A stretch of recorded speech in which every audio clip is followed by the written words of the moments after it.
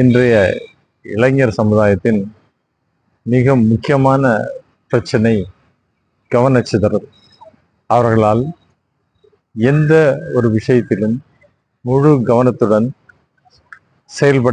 செயல்பட முடிவதில்லை. அதற்கு காரணம் இந்த கவனச்சிதறலே. ஊடகங்கள், குறிப்பாக தொலைக்காட்சிகள் மற்றும் அலைபேசிகள் போன்ற பல வகையான ஊடகத்தினால் அவர்களுடைய கவனம் சிதறிவிடுகிறது.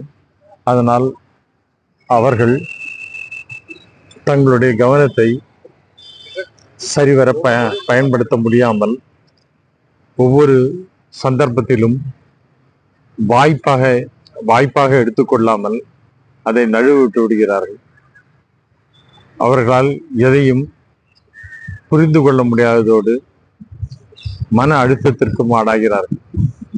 மேலும் இதுவே அவர்களை வெற்றி பாதையிலிருந்து விலக்கி தோல்வி பாதைக்கு அழைத்துச் செல்கிறது மற்றும் அவர்களை தவறான வழிகளுக்கும் போதைப் பொருளுக்கும் அடிமையாக்குகிறது.